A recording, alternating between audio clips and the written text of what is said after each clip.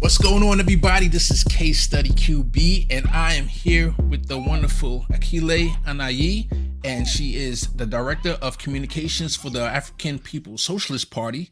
She is the Director of Burning Spear Media, publisher of a catalog of books, pamphlets, and online content promoting African internationalism. How are you doing, Akile? Uhuru, I am good. Case, thank you so much for having me on this morning or today. Yes.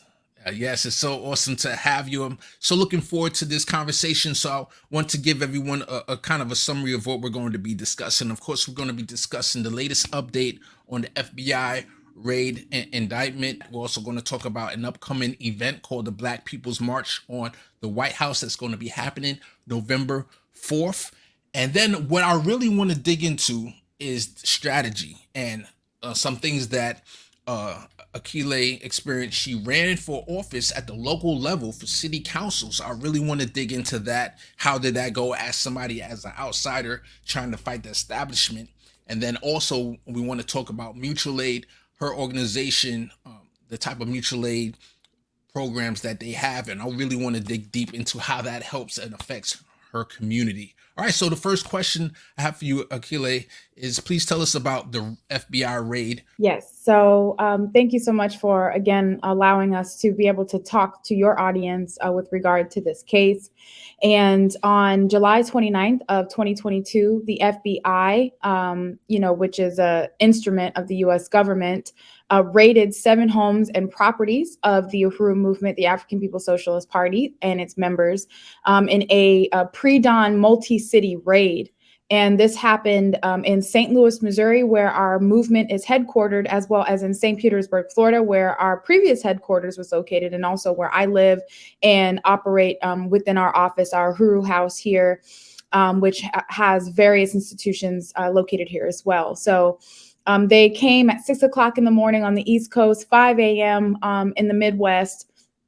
And they came to the home of Chairman Omali Yeshitela, who was the leader and founder of the African People's Socialist Party. He was first a member organizer with SNCC in Florida, and has been a part of the Black Power movement since the 1960s. And he formed the African People's Socialist Party in 1972 with the aim to complete the Black Revolution of the 1960s, which came under brutal assault by the U.S. government counterinsurgency war, which utilized the FBI during that time to assassinate and imprison leaders of our movement. And so on July 29th of last year, the FBI came in with assault rifles, flashbang grenades, drones, and came in and like I said, at 5 o'clock in the morning, where you are normally going to be, asleep or, if not rolling over, out of bed at this time, similarly to how they did Fred Hampton at 4 o'clock in the morning in 1969 in Chicago. They conduct this violent raid again on 7 homes and properties of the Uhuru Movement. They went to the chairman's home and also his wife, Deputy Chair Onizane Yeshitela, who leads the economic work of the African People's Socialist Party, was also there, almost hit in the head with a drone. Assault rifles had those lasers mounted and pointed at the chairman's chest as he comes outside. And they told him, they handcuffed him and zip tied Deputy Chair Onizane Yeshitela and told him to sit on the curb. And all of this apparently was to serve a search warrant. We didn't even know what they were there for. They would not say what they were there for. And they were doing this to our Solidarity Center, which is an institution under the leadership of the African People's Socialist Party called the Uhuru Solidarity Movement. And there is a center. This is an organization of white people that work under the leadership of the African working class for reparations to African people. They have an office in Southside, which is the white community of St. Louis. So they also attacked that building, destroyed and bust through windows, destroyed the doors.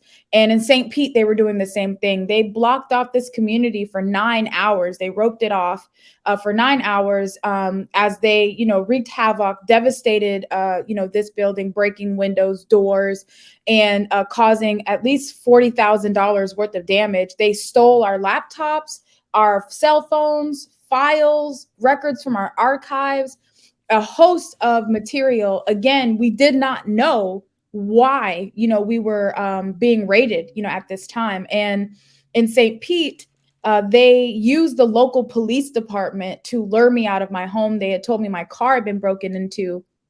And this is the St. Pete police that came to me, said my car had been broken into, to check to see if anything was missing. I go to check to see if anything is missing. And then I look up and I'm surrounded by, assault weapon toting FBI agents. And so this is, what occurred. And then we would later find out at a press conference, that they were indicting a man in Russia, and that we were characterized then as unindicted co-conspirators in some plot, or being accused of working as Russian agents. And I, again, want to just express that this organization, the African People's Socialist Party, was founded in 1972, again, off the heels of the defeat of the Black Power movement of the 1960s. And so, this is an organization that has for decades championed and raised the critical question of reparations, genocide against African people, have united, African people inside the US and throughout the world, wherever it is that we've been dispersed, or on the continent itself, united our people to the struggle towards liberation, carrying out the work of Marcus Garvey that was interrupted by the FBI in, the early 20th century.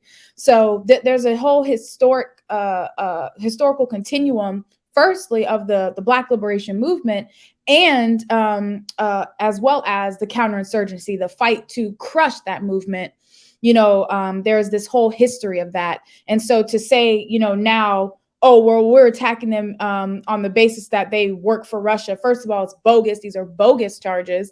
They're racist in terms of, assuming that Black people do not have the our own agency or the intelligence to be able to make our own struggle, to lead our own struggle, to develop the political strategies necessary to free ourselves, and that we don't even have the intention to free ourselves. I mean, we as initial slaves, in this country, to being colonized subjects, up to this day, we have a responsibility to fight for our freedom, and we are very clear that something is wrong with our conditions of existence, certainly in this country and everywhere it is that you look and you find us. We live in these conditions of poverty, humiliation, something that a human being should never have to experience.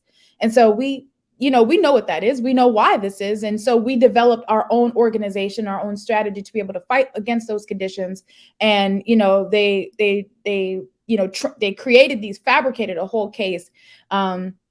And then they indicted 3 of the initial 4 unindicted co-conspirators. I was one of them. Chairman Amalia Shatella is the primary target of this attack. And there were 2 others, Penny Hess and Jesse Neville, who are members of the Solidarity Movement.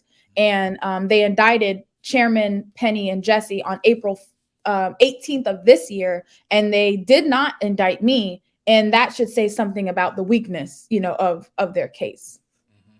One thing that stood out to me when I was doing some research before interviewing you, and I was checking out different videos, is one of the things that they said was, hey, all you had to do was file as a registered foreign agent and none of this would have happened. Mm-hmm. But it's like a two-edged sword where, okay, if you do file as a foreign agent, then you're basically admitting that you are like a Russian puppet. That's basically what it is to say, if you're working with another country, you have to file as a foreign agent. But no, you're not necessarily working with them in that sense. You want to have solidarity with them to get your own goals met.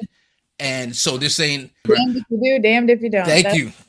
Thank you so much. You're damned if you do, you're damned if you don't. So it's just absolutely crazy. And I see this as a huge freedom of speech case, because if you can't speak about reparations, this has been a playbook that they've been playing since the Red Scare, since McCarthyism, since MLK was kept being called a communist. This is just a different form, a modern, updated version of McCarthyism, and it's unfortunate, but I believe that I'm looking forward to supporting you all. I bought my t-shirt. Hopefully it's coming in the mail, and I want to also show this website so that everyone can see how to support. Everyone, please go to handsoffruhu.org, and this is where you can donate. This is where you can read up more. We have a goal of, what's your total goal? 300,000? Two. There it is. 277,500. Yeah. Okay, so the total goal is 277,500, and you can also buy t-shirts. You can find out more about read the motion and the responses yourself here to find out more details. And what I love about this is we got t-shirts that you can also support. So I know I'm going to be rocking a t-shirt. You know, there was a tweet that the chairman put out, and I really got a kick out of it. He was at the gym, and he had Mm. his I forgot if he's doing like leg push-ups, and I'm like, this guy is 80 years old at the gym. Like, I need to find out what his diet is. I need to find out what his gym regimen is so that I can be 80 looking just like him. So Well, he'll be 82 in just a couple of days, oh actually. wow, so so Yeah. let me update that, because probably at the time when I saw it, he was probably 81, because this was a while ago, but he's gonna be 82 coming up. Yeah. So yeah, tell us about the oral hearings just past September 28th. Mhm. Was there anything special that happened at that hearing? Yes, and if I could just kind of bring in some context based off of what established with how this is clearly like a blatant assault on the First Amendment right to free speech. Because when you look at the U.S. government's indictment, if you can stomach, reading through that, you see that they list these things called overt acts, and the overt acts are literally actions or political speech that's supposed to be protected by the First Amendment. And that even the whole thing of, oh, well, you just should have registered. I mean, that would effectively mean you have to register to be able to say the things that you should be able to say under the First Amendment, under the Constitution. And that this is an ideology. This is something that we, put out. Our positions are our own. And regardless of, who unites with them around the world is besides the point. The fact is, this is our position. This is our work. We had the first World Tribunal on reparations to African people in this country in 1982. We wrote a book called Reparations Now that compiled the evidence that quantified the amount that was owed to Black people in reparations for stolen labor alone at the time. That was the African People's Socialist Party that did that. Now Russia, somehow now, over the last couple of years, we became Russian agents because we've been putting our reparations. We are responsible for it being a household word. And we'll talk about that even a little bit later when we get into the elections. We've been raising up the question of genocide. That was the whole point of the tribunal, was to say genocide. We used the UN on the law around the prevention and punishment on the crime of genocide. We use that as the basis for the tribunal that we held in 1982. So this is a part of the work, the ideology, our beliefs, our trajectory that we've established for decades. So to say now that because we said this, and this person agrees with it or likes this or something like that, and that now we are for hire by anybody. I mean, Yeah. the chairman has traveled to Nicaragua, Ireland, all throughout Europe, all throughout Africa, in the Caribbean, bringing the same message, bringing the Wow. same, and building the same kind of relationships, with people who could be won to, our demands. So we're not for hire by anybody. And again, I just want to reiterate, these charges are bogus on their face, and they are attacking the right of Black people to be able to say the things that we say. And regardless of if you agree with reparations or not, regardless of if you, believe that Black people are colonized and the land that we occupy today should be returned back to Indigenous people, regardless if you believe any of the things that we say, the fact is that we're supposed to, have the right to say it. And part of what we've exposed, because we are under no illusions. We know the Constitution was not written with Black people in mind. The Constitution was formulated by people who colonized this land, had enslaved Black people. So it was never intended for Black people to be able to utilize or to have rights. In the case of Dred Scott, rights that the white man would ever have to respect. It was never created for that purpose. But America touts itself as this democracy. And Black people, there's nobody in this country that's shed more blood than Black people for the democratic space that exists today. The right to vote for Black people is something that we fought tooth and nail, for. And so they would say in their overt acts that we ran for office and therefore that's proof, that we work for Russia. Well, we fought and died for the right to vote. I mean, so we should be able Yeah. to utilize the electoral arena. Now we're being, accused of being Russian agents and, things like that. So this is, something that is being brought to the surface now. The democracy that the US claims, to uphold, to believe in, is something that we continue to expose as a farce, that this isn't democracy. And in fact, it can't handle real democracy, because what we believe in is that self-determination for Black people is the highest expression of democracy. That's what we believe. That if Black people have political and economic power, then you have a democratic process, underway here. So we're the ones fighting for a true democratic process and a progressive process that moves us towards the future. And it's this system, it's these forces, and it's the Department of Justice under the Democratic Party, under Joe Biden, that's trying to keep us in the past and trying to take away the rights, that it is that Black people and others have been able to achieve as a consequence of struggle. And so the First Amendment is no different in this case. If they were to be successful in attacking this organization and imprisoning our leaders, I just mentioned Chairman Mali Chattel will be 82 in a couple of days. They are trying to sentence this man to 10 to 15 years in prison. That's essentially a life sentence. Yeah. That is an execution of, this really critical leader that's devoted 60 years of his life to the struggle for freedom of Black people and the struggle to end oppression. I mean, this is somebody who they're trying to lock up today. And, they would, if they are able to be successful in this, what they've effectively done is null and void the First Amendment right. They've taken it away for everybody. So regardless if you agree with what we say, the fact is, if they take away our ability to be able to say this and they justify it through their law, then what they've effectively done is legalized attacking the First Amendment right to freedom of speech. There is no more freedom of speech in this country if they were to be successful, and they won't be. And September 28th, this was an oral hearing. And this in and of itself was a victory for us, because normally, let me just say, our lawyers, the Uhuru 3's legal team, filed a motion to dismiss the case, said this doesn't even need to go to trial, that letting it go to trial sets a dangerous precedent. It gives legitimacy to attacking people for exercising their First Amendment right. So this is what the motion to dismiss argues, and that is also available on the handsoffuhuru.org website. You can read through the full motion to dismiss. Then there was an argument from the prosecutor saying, well, why these charges should stick. And then we were able to issue a counter argument. And in this counter argument, we requested to be able to have oral arguments before the court. So not just read through this document and give us your recommendation. No, we want to give you we want to say why, oral arguments as to why this does not need to go to trial. And so normally in these situations, the experience is that the judge looks at this and says, let it go to trial. I'm not bothering myself with this. And, then let the jury decide, basically, is what a judge would normally, say. And so we kind of did a shot in the dark here. We wanted to make this step and, hopefully it was going to bear fruit, and it did. And so the judge actually granted oral arguments. So that's what took place on the 28th. And we had the Uhuru 3, the defense team, the attorneys there, and then the prosecutor, who is the U.S. government in this case, there, and were able to more thoroughly provide arguments as to why this case should be dismissed, or, on the prosecutor side, why this case is legitimate and why it should go to trial.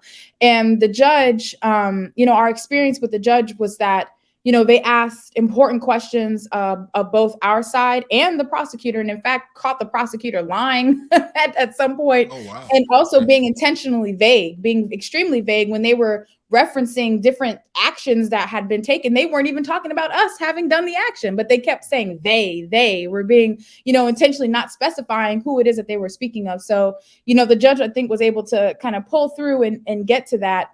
And also an important note was that there were people from all across the state of Florida. People had flown in from California, from Maryland to attend this hearing. And we packed the courthouse. And it was so packed that they had to turn people away because it was flooded. They brought chairs in. And then after that, they were like, okay, we can't do any more. People got to go. So we had the whole place packed. Probably the most exciting day they've seen in court in their lives. And, something that our attorneys were saying in terms of its impact, and we know it was impactful, but, they just reinforced that it was important for the judge to see that. It was important for the judge to that at this stage, before a trial even happens, this is the response, and that it will escalate if you take this any further. So that's something that they have to consider when they go back into their chambers and they make their recommendation about this case being dismissed or not. So it was very, very powerful. We had, our confidence.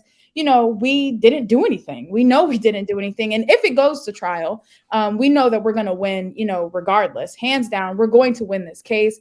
And our thing, though, has always been that the legal is only going to be successful based on what we do on the ground, what we do outside of the courts, because the courts is their turf, it's their arena. They control all of that, and we can't trust them. When in the history has it ever proven that Black people and anybody should trust the courts?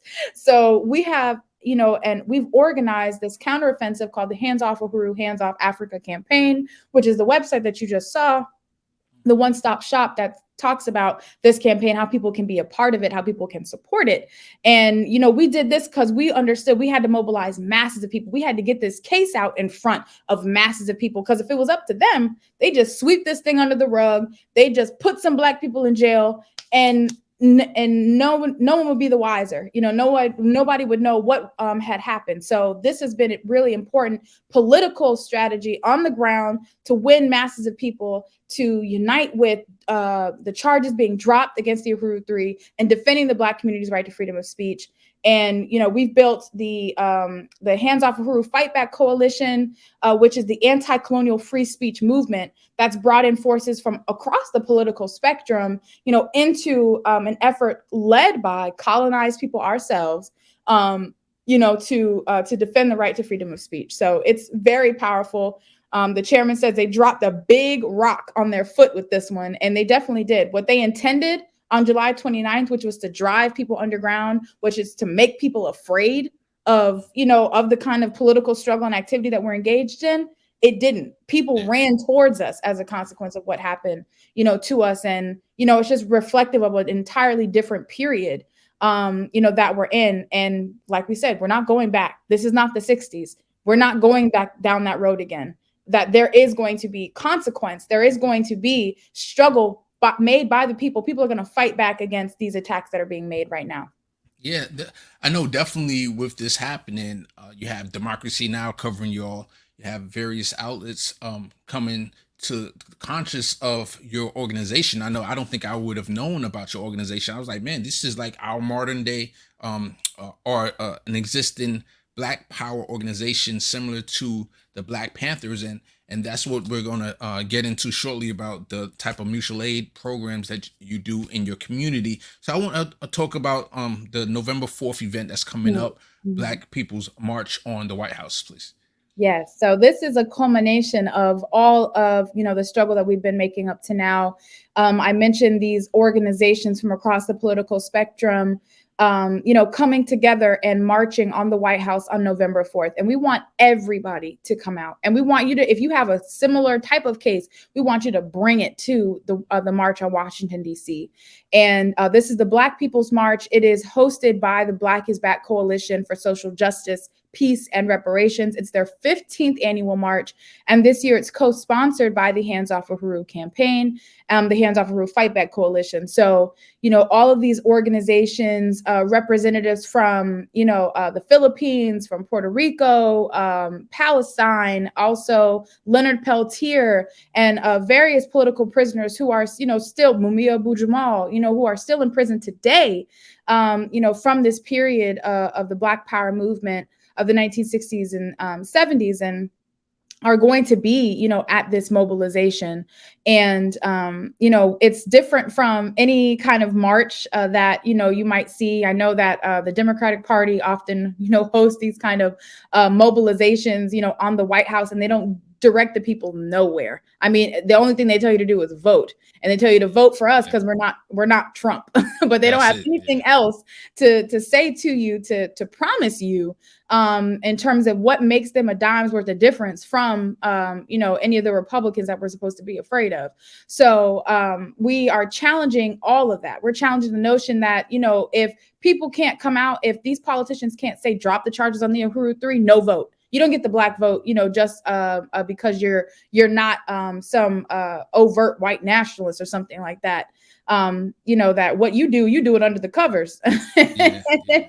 And we won't go for that either. So we have a set of demands that we're bringing as well, which includes to drop the charges against the Uhuru Three, and also raising up cases like Julian Assange, like Alex Saab, like the Tampa Five, which is a case of college students here in Tampa, Florida, who were brutalized by the campus police for protesting, Ron DeSantis's government. Ron DeSantis is the governor of Florida here, and has moved to eliminate diversity programs, banning certain books and curriculum, from college, and as well as like primary education, again, as an attempt to kind of keep us in the past. So these students were protesting that, and they were brutalized and are now facing up to like 10 years in prison on bogus charges of on like a battery against an officer or something like that. So we're bringing all of these cases, all of these comrades to November 4th.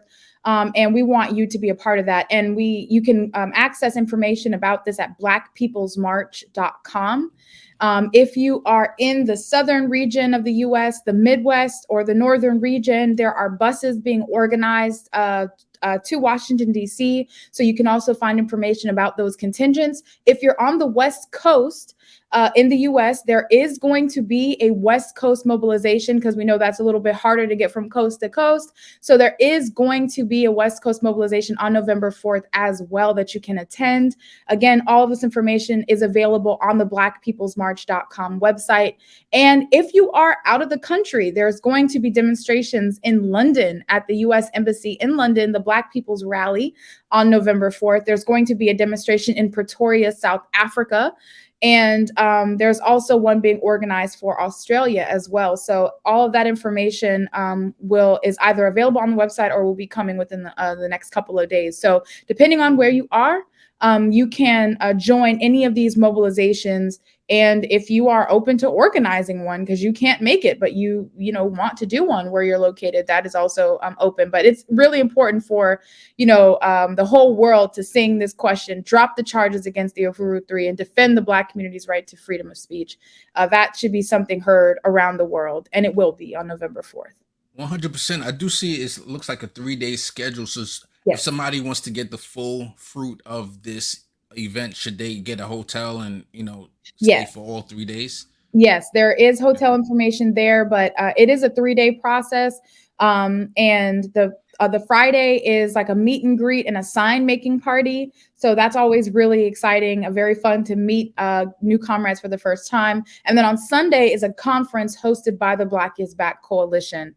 And you can hear reports and things like that from its leading steering committee members. So that's a full jam-packed weekend. So if you can be there for the full weekend, there is information with regard to housing and program details and things like that. So it's very exciting. All right. Yeah. Sounds good. Now let's get to the meat and potatoes of my favorite type of discussions: strategy, political strategy, how we can defeat capitalism, how can we overcome the hardship of it. So I want to ask you about your run. A lot of people thinking about just doing mutual aid, or some people are just into electoral politics, but you married both with your organization, and you also ran for your local city council. So I want to ask you, what made you decide to do it? Was it a consensus among your organization to say, okay, we need to run somebody, and then they decided to run you? Or did you say, hey,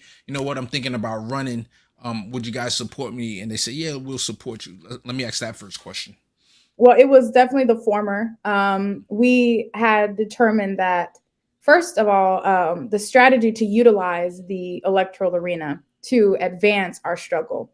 Because in the African People's Socialist Party, and based on our analysis of the world, we know that running for office and elections is not going to free Black people, but it can be used as a strategy towards that objective. And that in the process, we can, struggle for reform that puts us on this course, on this trajectory of revolution, it also allows us to raise important questions like reparations, Black community control of the police, and other issues that are never talked about during an election.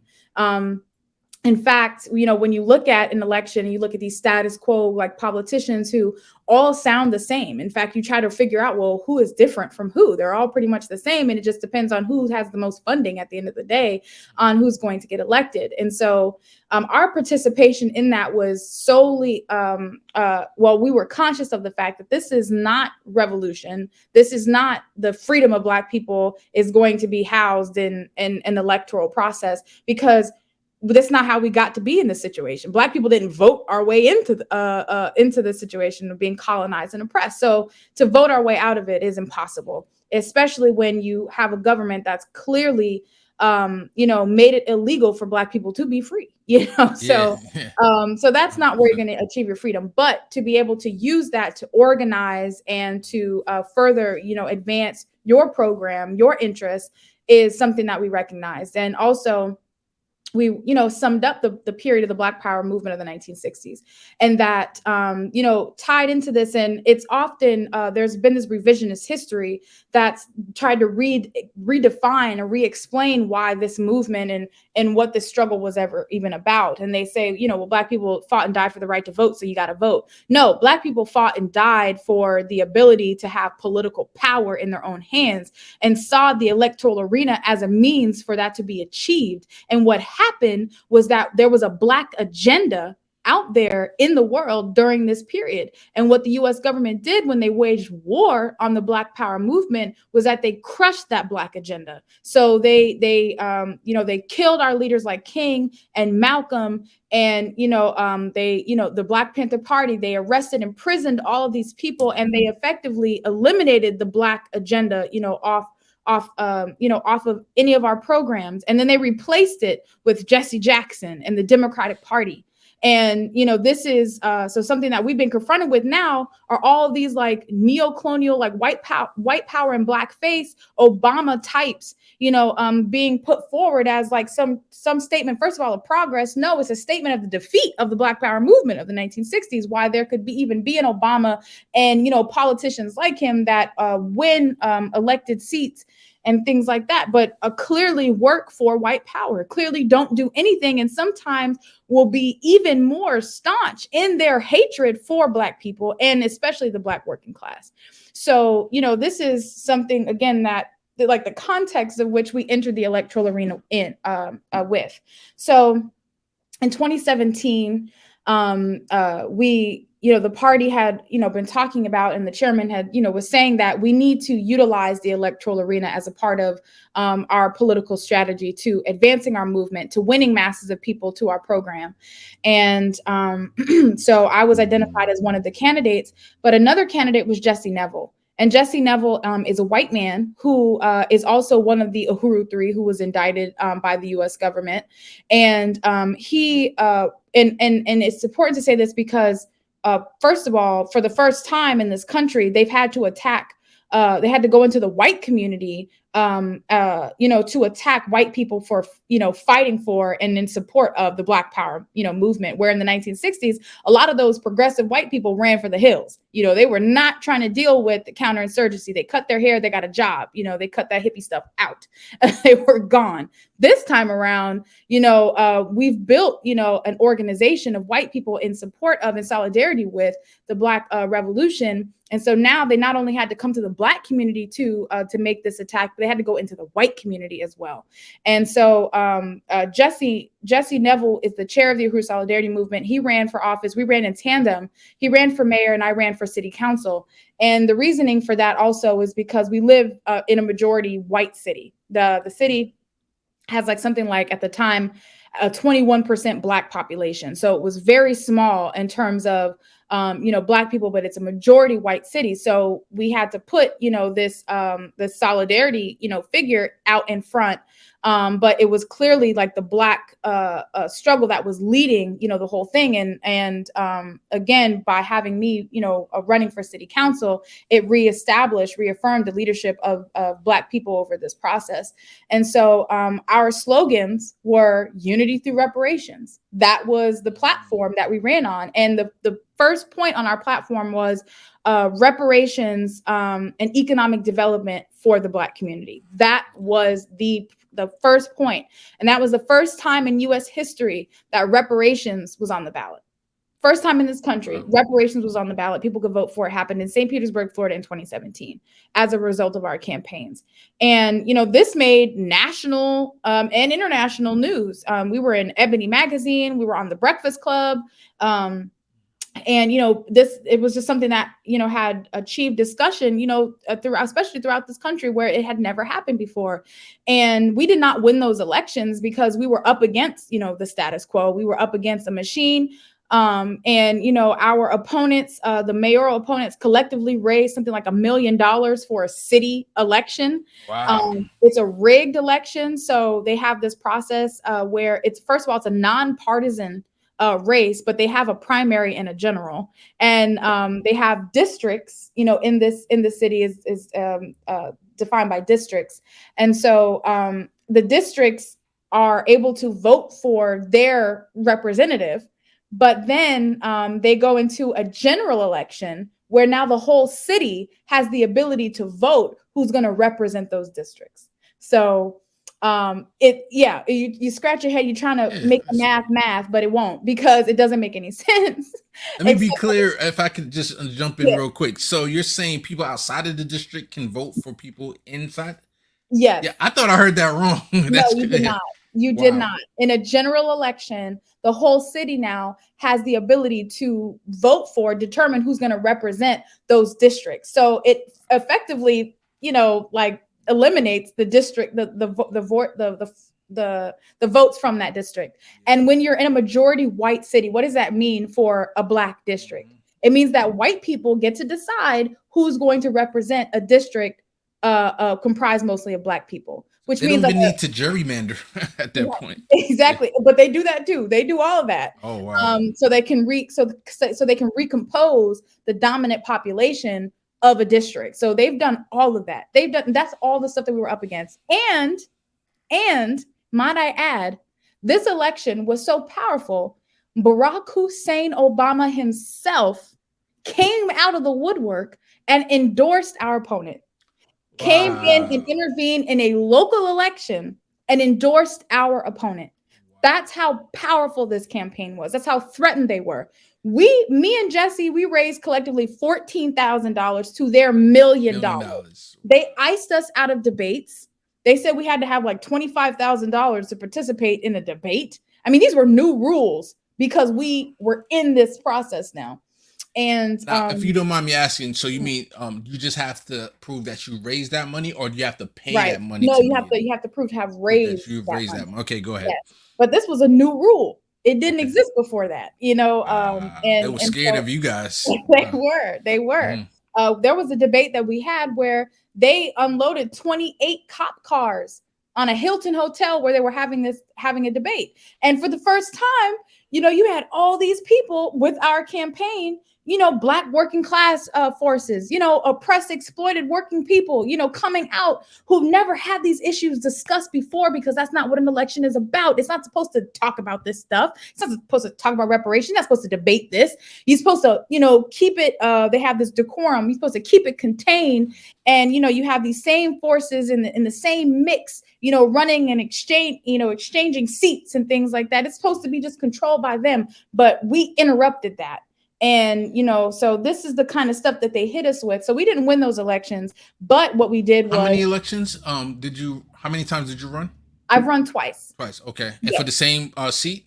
It was a different seat by this time because I lived in a different district. So I ran in 2017 and 2019. And in 2019, it was an even more like powerful, effective campaign. we raised, we raised more money this time. And because a video of me at a debate went viral, and people were donating from throughout the world, and we had to turn away those international donations because it's illegal to accept those contributions.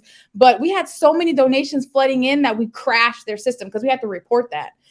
We had to report every single donation we get. We had so much coming in. They had never seen something like that before. Their system wasn't able to take it. Was that the video of you talking to the reporter? Yes. Not this nonsense that the media is trying to tell people that is the problem. That is not the problem. That is not what I'm hearing when I'm going door to door talking to people. They're talking about their rents going up. They're talking about sewage in their water. That's what people are talking about. So if the media has their ear to the ground and is actually listening to the people, you would know what this fight is about, and it's not what this person is saying. Fair enough. Thank you, ma'am.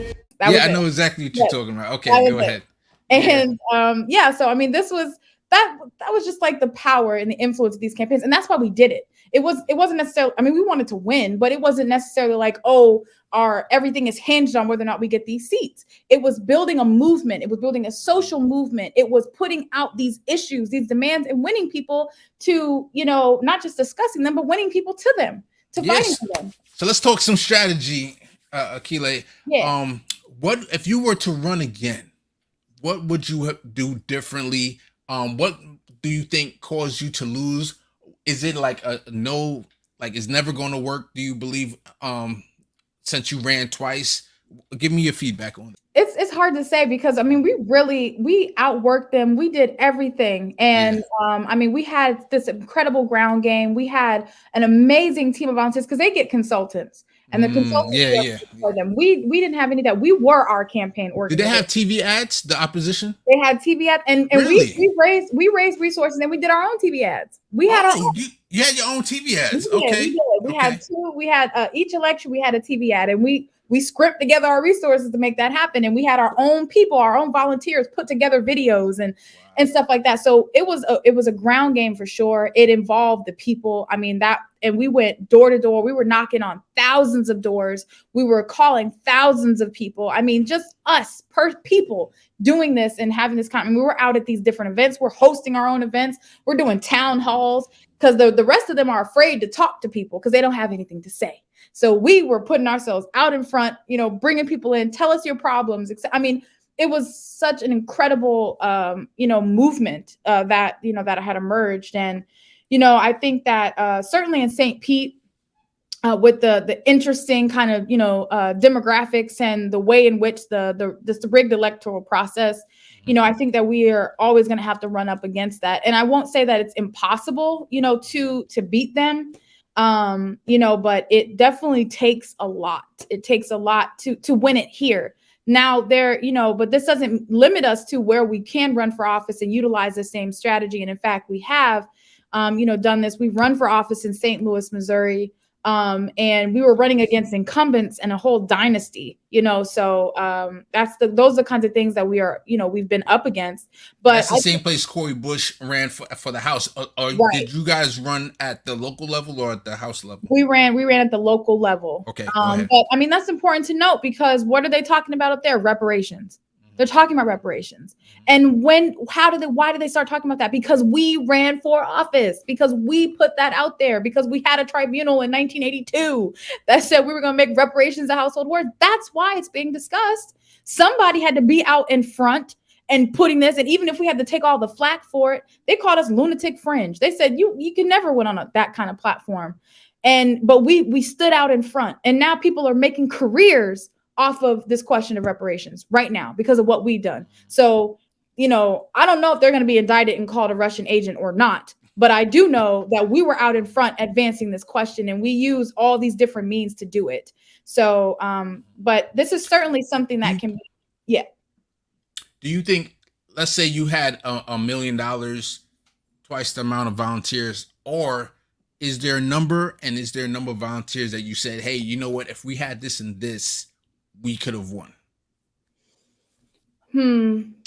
Again, that's really hard to say because I think what we're dealing with is a whole system and a whole thing that's like set up and really in a way. I mean, because what we ended up finding out too was that they had like these kind of like secret processes going on. I mean, first of all, they are they have these meetings, they get all of their big stakeholders and their PACs and all this kind of stuff. They drum all that together.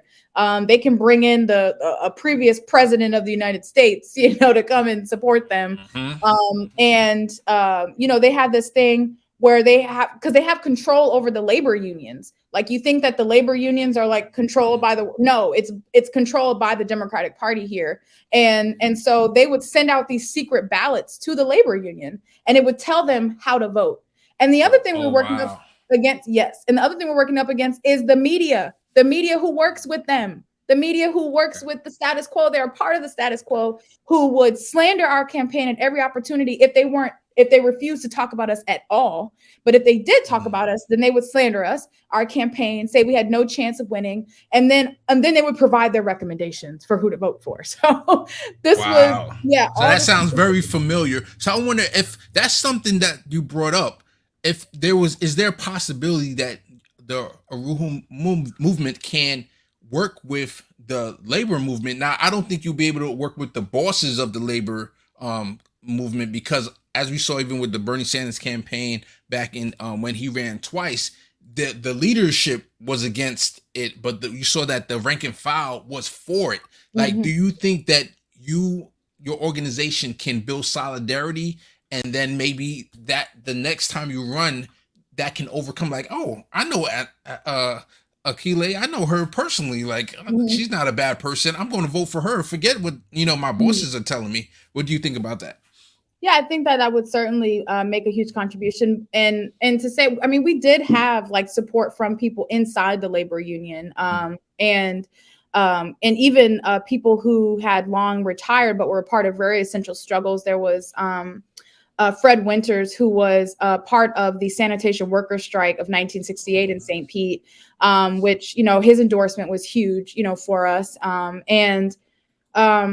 mean, we had, I feel like we had, also city employees, people who work, in not city government, but who work in the city, who like work for water resources and all this kind of stuff. We had support in there as well, because we were taking on, this government and the issues that they had, which included like going out and having to work in like hazardous conditions without the proper equipment and all this kind of stuff. And so we challenged all of that. We won, from different sectors of that as well. And I think certainly with everything we see happening, certainly in this country and throughout the world, our movement is being better positioned to even intervene in arenas like this and come out with more victories in terms of actually seizing seats. Because in terms of how we define victory is a little bit different. Because again, I would say we were victorious in our elections. We didn't win, but now people are talking about reparations. That wouldn't have happened if we wouldn't have put ourselves out in front like that. After the elections, I mean, we still have this, very powerful movement that we built where in the city shortly after, we had something like 200 white people marching downtown St. Pete, majority white, in the middle of, people at their bars and their cafes. We're marching straight through the streets. They're behind me chanting unity through reparations. Oh, wow. I mean, so it's definitely something I would say we have to continue to utilize this arena. We have to put forward our demand. We have to have our own platform and be prepared to fight the long game, and man, the time flies by so quickly. Sorry to cut you off, but we got 2 minutes left and I didn't even get to the mutual aid part. But some quick questions I want to ask you, and I know it sounds superficial, but I'm very curious. Did your white colleague that was an ally running for mayor, did he have more votes than you? I'm just curious. And obviously I'm asking because you said 20% was minorities and 80% was white.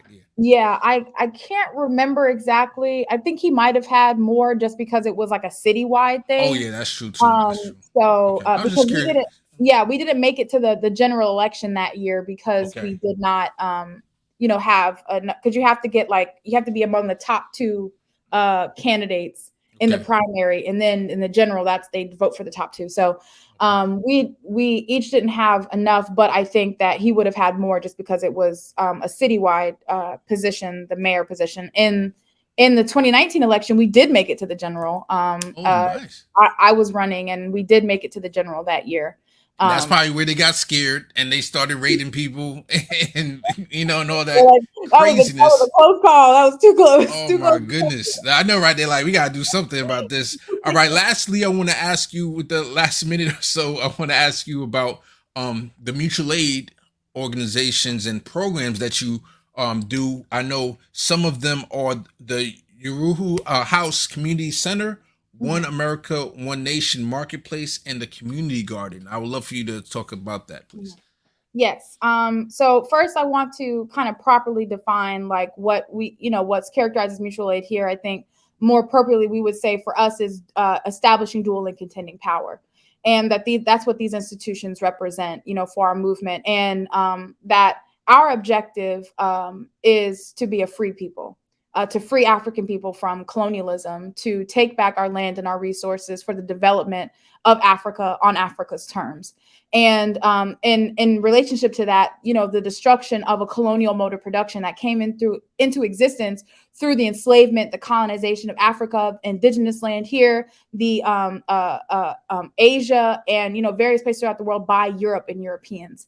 And that we have an entire global world system, one economic process that exists throughout the world that all of us have been forcibly locked into, where everything in this society goes to produce and reproduce life for the colonizer. That's why where you look, when you see the colonizer, white people, majority of them, are the majority of those you see living in these positions of wealth and at the expense of everybody else is the colonizer themselves. And so that's an entire system that's produced that. And even, on the middle, what they characterize as the middle class or the working white person. I mean, this life was achieved as a consequence of saving themselves by stealing Black people, selling Black people, stealing the land of Africa, exploiting the resources of Africa, and, in various places around the world. And that's how this world got to be the way it is today. And so, I'm sorry. Yes, no. So at the community center, for example, I'm just curious, like how big is it, and what does it have? Basketball courts, or like what does it comprise of? Yes. So these community centers, which we have three, we have St. Louis, Missouri, we have St. Petersburg, Florida, and we have Oakland, California. And these centers also house different institutions. Each of them house different institutions. So, for instance, we have commercial kitchens in St. Petersburg, Florida, that we rent out to the community. People jumpstart their businesses here, their restaurant businesses, catering, et cetera, right here. But it's also the production center for another institution of ours called Uhuru Pies. And Uhuru Pies, this institution goes to help fund the different projects of the Uhuru movement. And also in St. Petersburg, Florida, there is a nonprofit-owned radio station. The African People's Education Defense Fund has a radio station, FM, Black Power 96 Radio, so people can actually listen to it in their cars, and via an app called Black Power 96. And so that's just in St. Petersburg. It's also the production headquarters for the Burning Spear newspaper, which we've published since 1968. That's the African People's Socialist Party's news journal. And is it a monthly paper or? It's a monthly, yeah, okay, it's a monthly paper. And in St. Louis, so we have this, and also we have the banquet hall here, so people can rent that out for their events and things like that. It's also where we have our own community meetings as well, and we hold markets and events out here, bringing the community in. St. Louis, the same thing, but there's a project unfolding called the Black Power Blueprint there in St. Louis that comprises the Uhuru House, which has similar kind of amenities with regard to the rental hall. Also has built a basketball court, the Black Power Vanguard's basketball court. Also next door is the African Independence Workforce Program, the Mafundi Lake fourplex apartment that's named after political prisoners. In the African Independence Workforce Program is a developing program that basically reintroduces Africans from the prison system back into, regular life. And the housing will house these prisoners, a part of the program, who are developing different skills, entrepreneurial skills as well, so that they can, literally, reestablish themselves, and in the community, in the service of the community. And so different institutions, at least 50 institutions of the Uhuru movement exist throughout the US, and they're developing in various places in Africa where we're located and in Europe.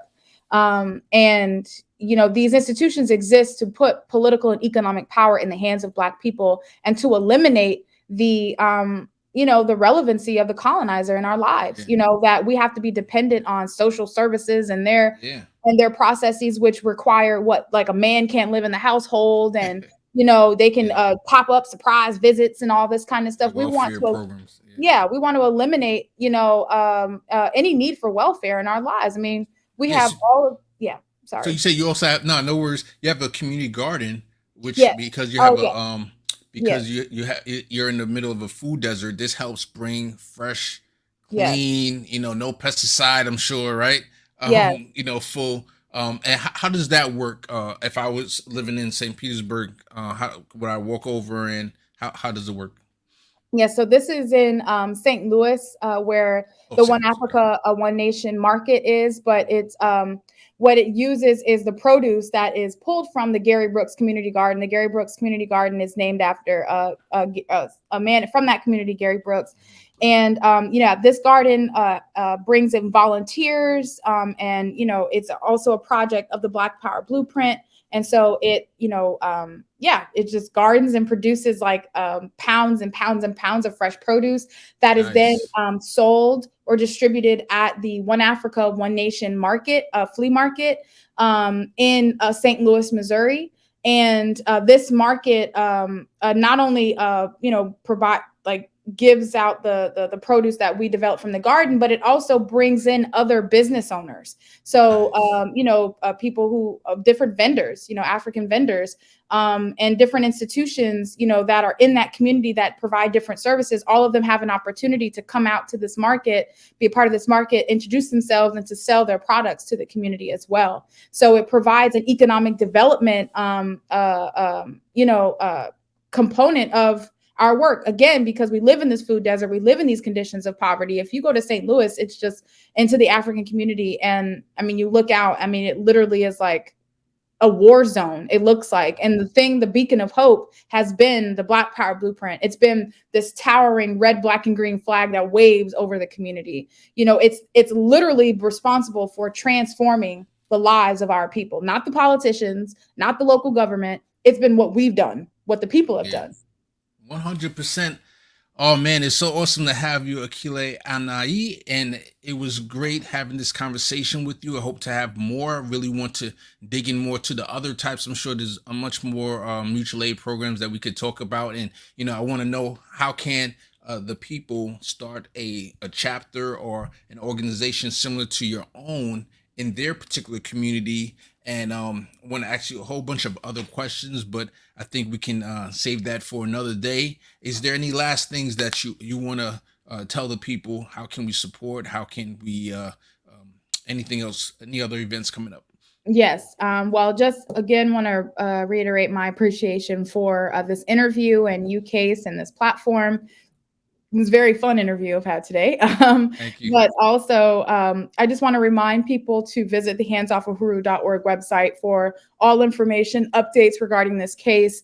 You can find it there to get involved, to volunteer, to participate. Now is no longer the time to be sitting on the sidelines. History is moving at such a rapid pace, and the motion is forward. We're going forward, and it's exciting. We don't have to despair, even though we see all the stuff that they're going through right now in their system, this crisis. We don't have to despair because their crisis doesn't have to be ours. We can, take advantage of this period and advance our struggle. So I'm calling on all of you to support, at minimum, the Hands Off Uhuru, Hands Off Africa campaign. Go to handsoffufuru.org, and then meet us in DC on November 4th. Yeah. Make that plan. You have now a little less than a month away to get to Washington, DC. So come out there, meet the Uhuru 3 and meet all of these incredible comrades and stand with us and demand the charges be dropped against the Uhuru 3. Again, that's November 4th. Go to blackpeoplesmarch.com for more information regarding that. And that's what I would say. And everything you need to know or want to know and learn about the Uhuru movement, those are great segues. Those websites are great segues into that. Thank you so much for coming on the show. And audience, you could have been anywhere in the world, but you're here with us spending this time. Thank you for listening, and go out, get active. That's the most important thing. Don't just have Twitter fingers and be behind in your basement on your devices. Get out there, get active. Let's do something. Let's affect the community. Much love to you. Brew. Thank you.